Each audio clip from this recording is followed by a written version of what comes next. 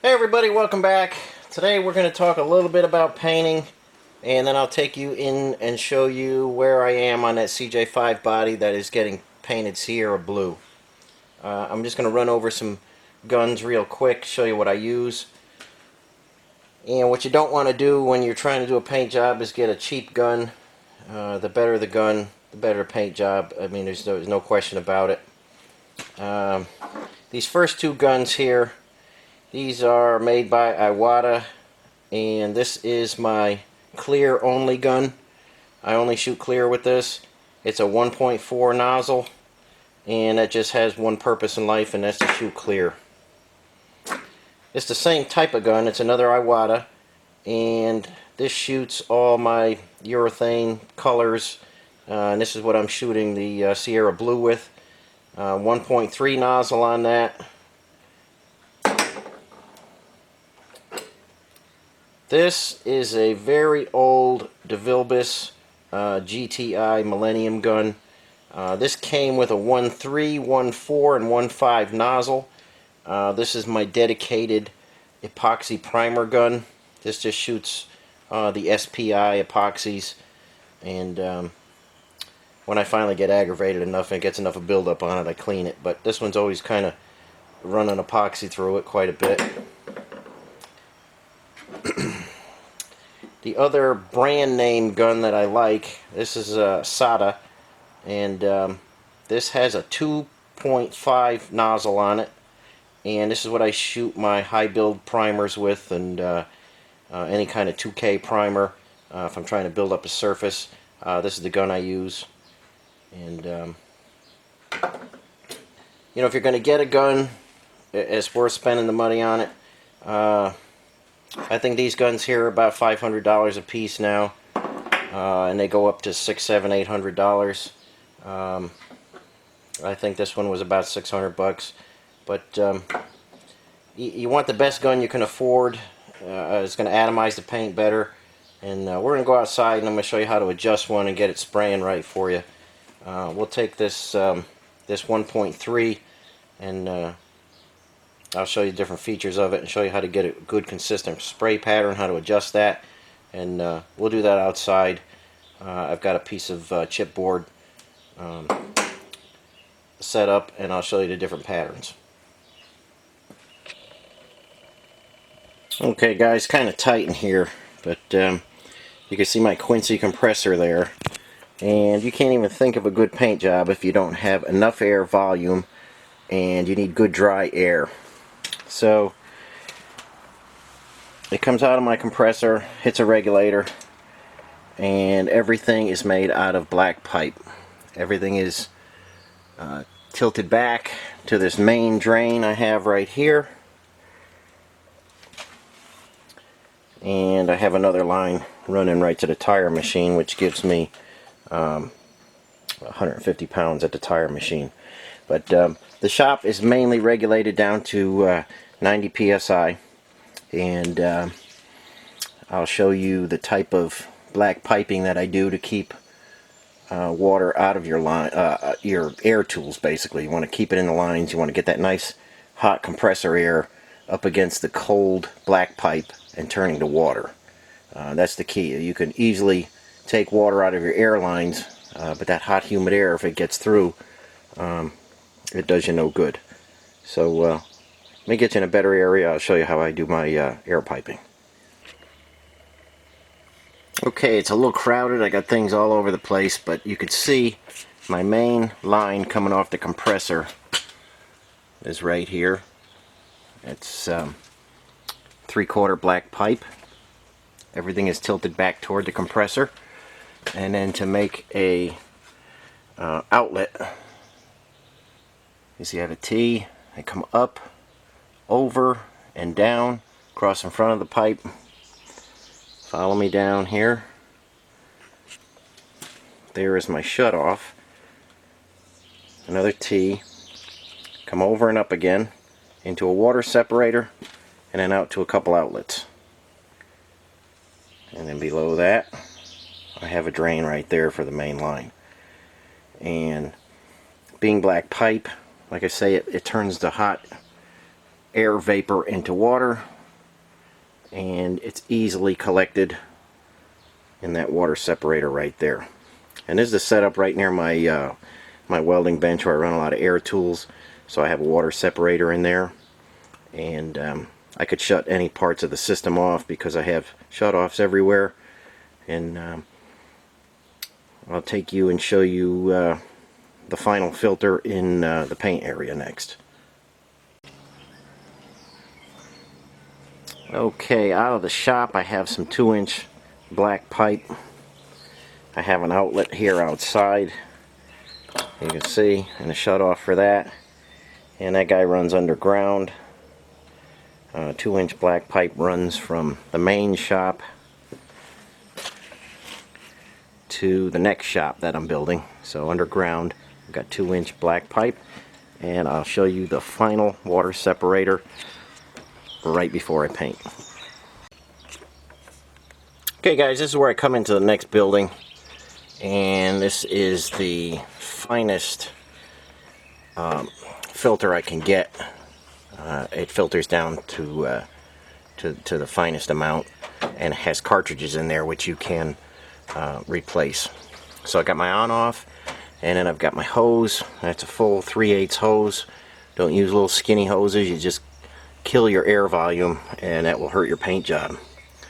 So we've got plenty of air feeding the paint room, and we have a 3/8 ID hose, and that's what we want. And let's go over to the spray gun now, and I will show you how to get a decent setup on your gun so you can lay down some nice paint. Okay, the very next rule in painting is always use a strainer.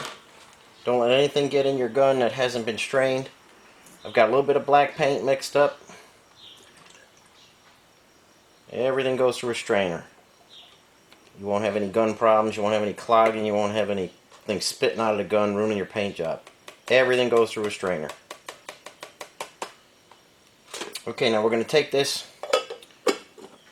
and we're going to show you how to adjust your nozzles here, your air pressure, fluid control, and fan control. I'll show you how to get those 3 things dialed in so you can lay paint down perfectly. Okay guys, we've got an air hose coming in. This is our main gauge right here. This is going to set our air pressure. And when you're setting air pressure on the gun, it's with the trigger pulled. No fluid coming out, it's with the trigger pulled. So when I say we like 20 pounds, it's with the trigger pulled. And I'll give you some air pressure settings where you can start at for different size nozzles. So let's go see if we can adjust that fan pattern now. Okay guys, this is black paint in my Iwata gun 1.3 nozzle. 1.3 nozzle, you're basically going to start anywhere from 24 to 28 psi with the trigger pulled on your gauge.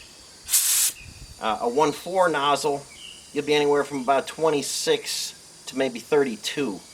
It just depends what you're spraying.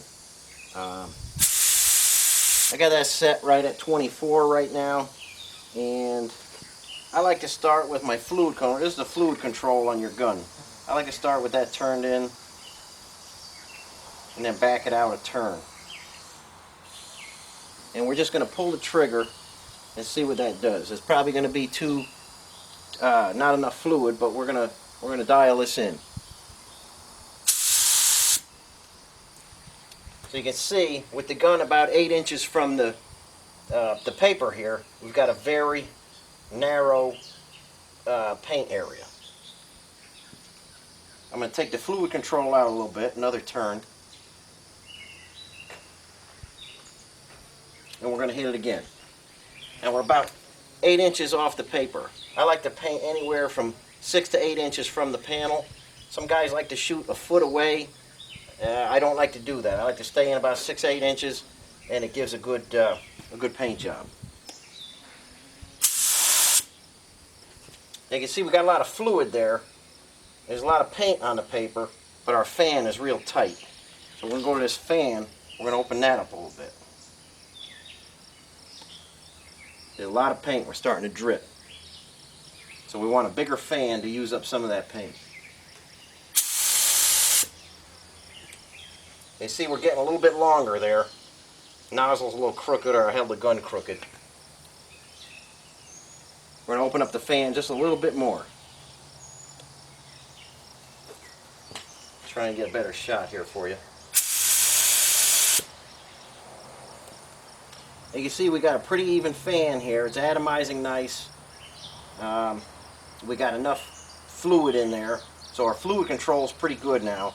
I'm about 2 turns out on my fluid right now, and I'm going to adjust the fan a little bit bigger so you can see when it's too big what it's going to do.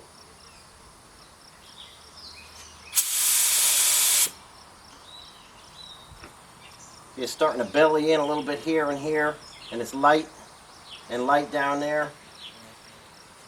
That's too much fan. We'll turn that in a little bit.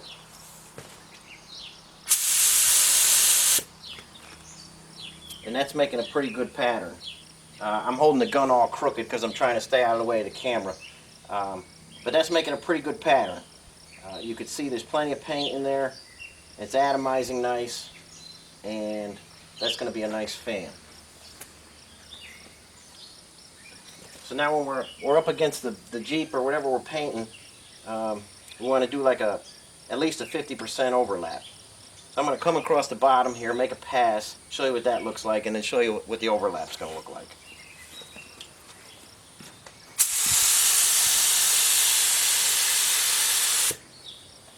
I'm just putting this on real light so you can see it. Now we want the bottom of our fan on the next one to be halfway in the middle of that guy.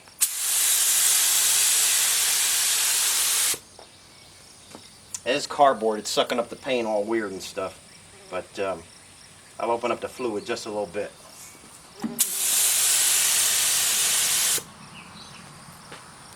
So I want to be nice and even and consistent, and you want the gun parallel to the surface.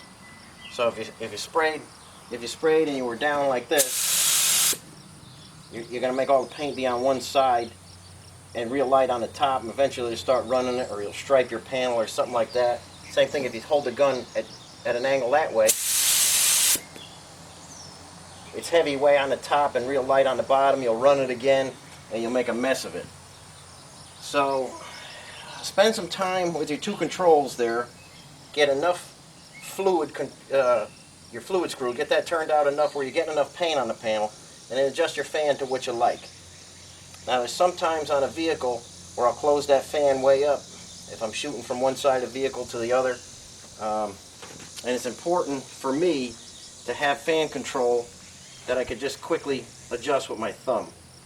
So if I tighten that all the way up, that's going to shoot just a little round piece of paint on there. I'll show you what that looks like. Now that's effective in some areas. When you're trying to get to the other side of a vehicle, you're reaching way over, you got a little tight area, or you want something in there. That's an effective way to get some paint where you need it. Obviously it's running because it's just, I'm just hitting the trigger.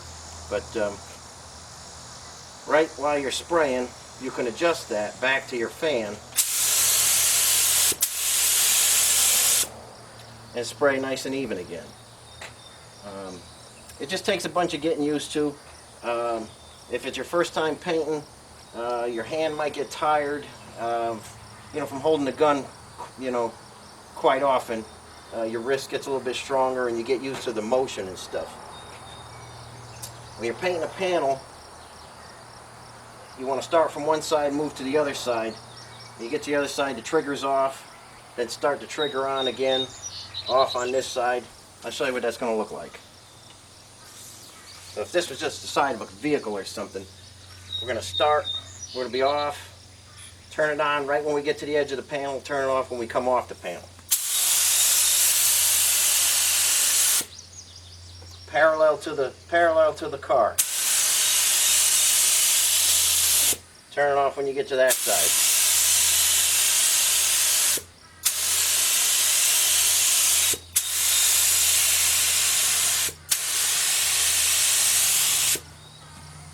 Gun control is critical. Square to the panel, 90 degrees to the panel, and a consistent distance away from the panel. You want to get the paint on as even as you possibly can, because that's going to show up in the gloss. You don't want it heavy on one side. It'll look like a striped vehicle by the time you're done. So 6 to 8 inches off the panel is where I normally like to spray, and perfectly you know, centered, not tilted either way like that.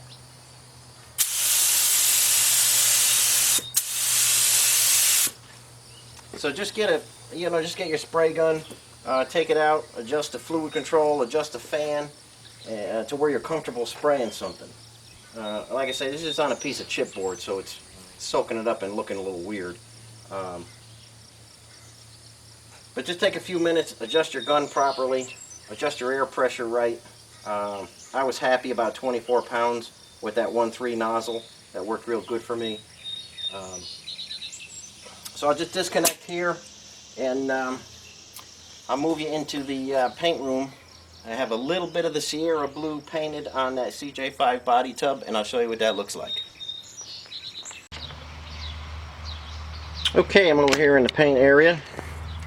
Got the fenders upside down on my little fender tree here. And I find it easier to edge them, fasten them to the channel iron there, and then give them a very good coat while they're upside down. And I'll hit them again once I flip them over, but it gives a very good paint build when you paint them upside down like that. And then tomorrow hit the other side and the underside. Same thing with the hood. I edged while it was sitting the other way. I hit underneath each edge there, and you can see there's good gloss there. And the grill, the dash, everything is getting its first coats. The body is upside down on my body cart.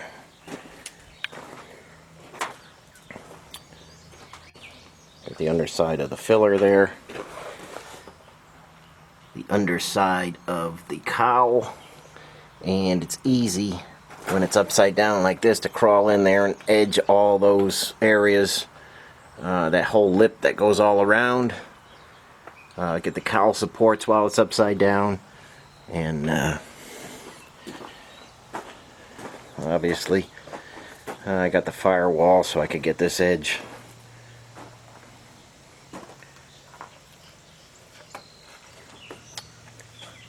So I will let this dry the rest of today and flip it over tomorrow and put the final 3 coats on there.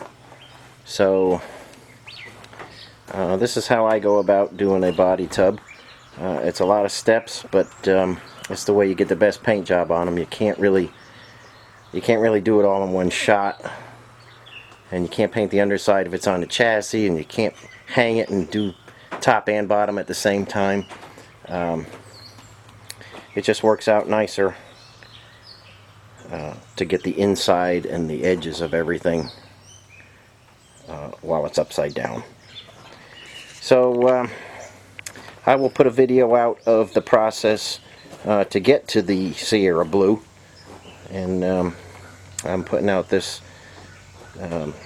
painting video, so maybe it'll inspire some of you guys to paint your own project. And if you have any questions or comments, just put them in the box below there. And if you like the video, hit the like button, subscribe to the channel, and hope you guys enjoyed watching this this body build and paint job. And I will catch you on the next video, and thanks for watching.